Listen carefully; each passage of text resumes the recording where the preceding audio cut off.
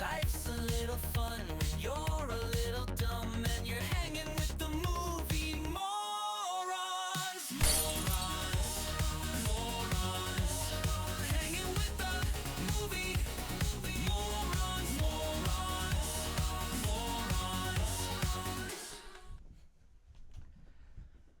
What is up, and welcome back to Movie Moorons. I'm Erik, and I am fresh out of the Scream 7 opening night fan event. Derek and I went and saw that. He will be joining us a little bit later for the spoiler section of this. We just could not trust the fact that maybe he might not give spoilers during this part. Because sometimes when I get him talking, he might just like blab. And then me too. And then I'd be like, shit, we weren't supposed to say that here.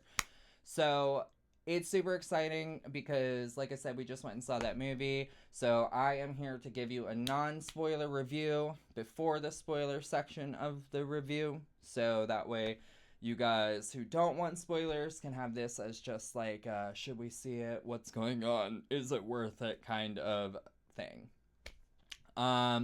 So let's go over the gist. The main plot of this film is obviously Sidney's back in the fold. Sidney has a daughter, a family, a life outside of Woodsboro now, and then Ghostface is back not only for Sidney, but for her daughter Tatum, named after her best friend who is, everyone knows, died in Scream 1. So it just kind of picks up on that, and we're trying to figure out now who Ghostface is, why are we coming after them, and, what's going on. So let's see. Should you see it in the theater or should you wait for streaming? We obviously went and saw it in the Dolby Theater. We paid about $17 for our tickets. The movie started at 6. They said we weren't supposed to have advertisements, but they did it anyway, so the movie program was pushed way later, which is kind of annoying because, don't advertise on the ticket that the movie starts without trailers, and then do that. And then for the fan event, they did, a countdown before the movie started, and they played, a bunch of clips and things that we've all already seen online. They played the music video for the Twisting the Knife with McKenna Grace and Ice Nine Kills, which love that song, but I was like, what is happening? And then after the countdown's over, you're like, yes, we're gonna go right into Scream. No, we didn't do that at all. We went into trailers. So is it worth it to see it in the theater? I'd say if you are gonna see it in the theater because you don't get scared, go see it in Dolby, because the surround sound adds to the jump scares.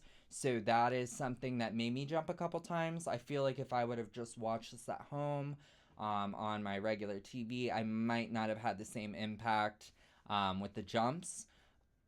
But if I would have had headphones on, I probably also would have felt the same way that I did in Dolby. So that's kind of my opinion in regards to whether or not you need to see it or if you can just wait. The only downside with waiting is you're probably going to get spoiled the killers. I know I obviously spoil the killers here later. So, yeah. Is it overhyped? To me, kinda. But I mean, everyone has their own opinions. I mean, I feel like the marketing, they didn't give us too much to where, I thought we were gonna be revealed everything. They did reveal some of the deaths in the trailers, and they did reveal a lot of the people who probably couldn't be Ghostface in the trailer. So, without it being a double bluff.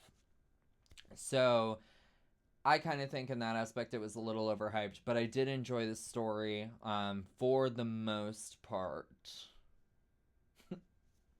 I say that lightly. So let's talk about the overall vibe and tone of the film.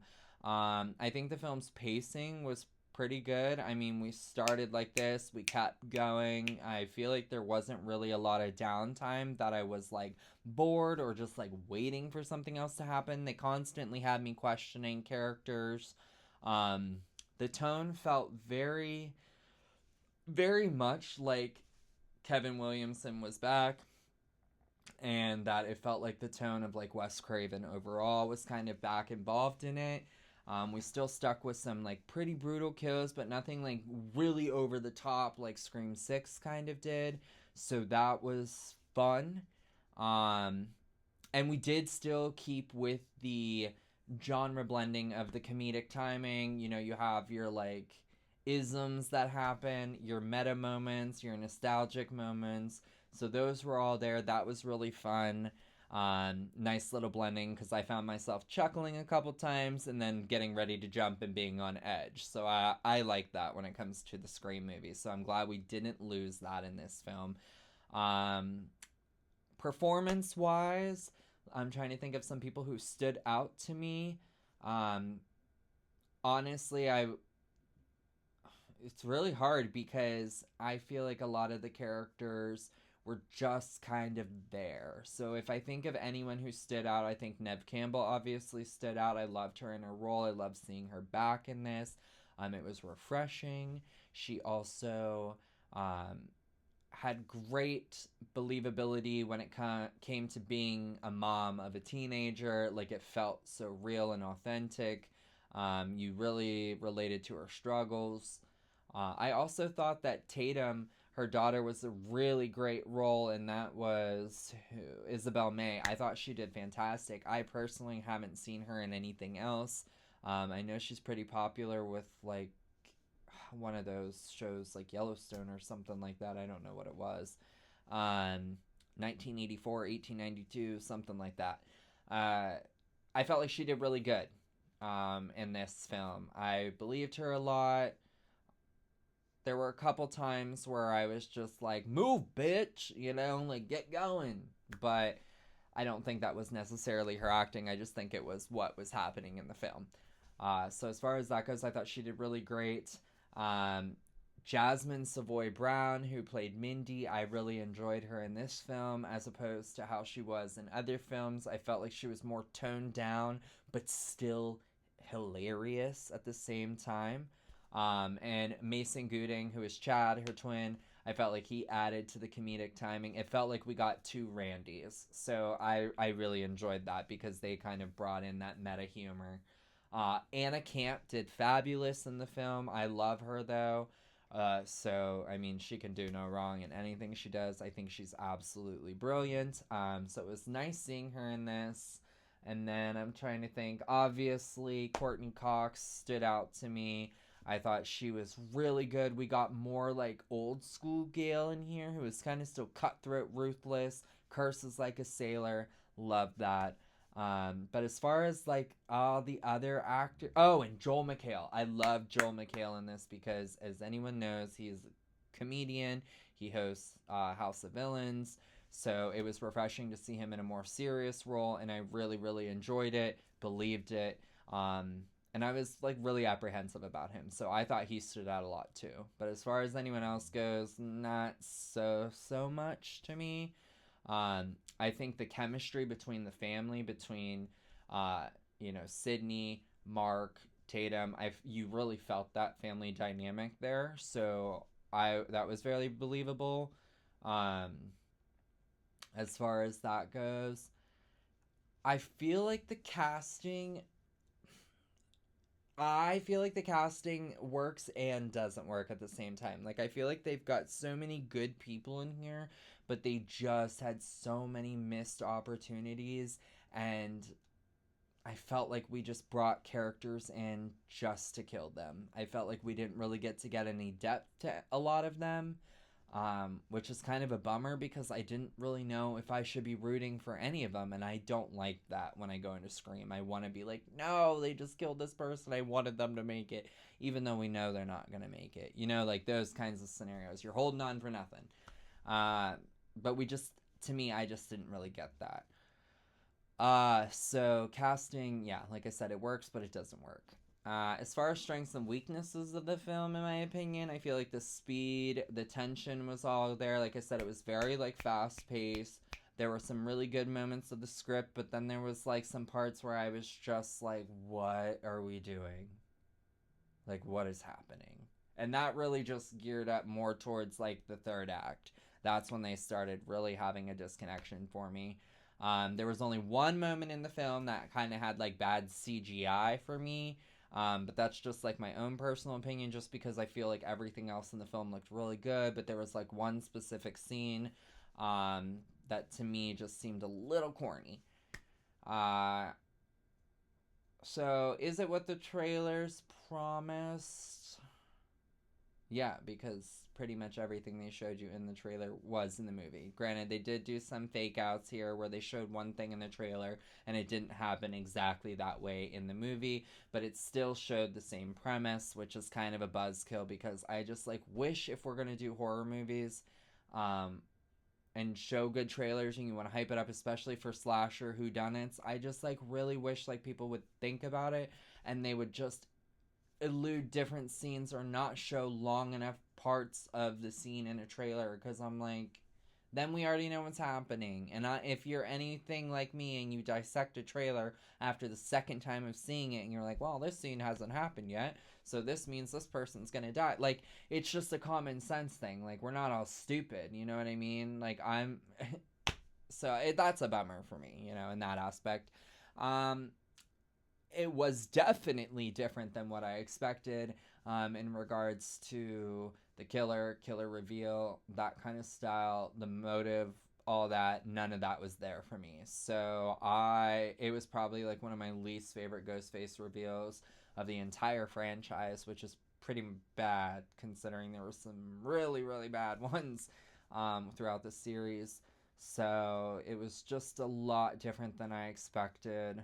And it's a shame, too, because the route I didn't want it to go was the route it didn't go, and then it went a different route, and now that it went a different route, I'm kicking myself because I would have rather it gone the route I didn't want it to go to begin with. And I know that makes no sense for you guys, but it should make perfect sense for you guys if you've seen the film. So who's it for? I was just more excited about all the cool stuff that I got.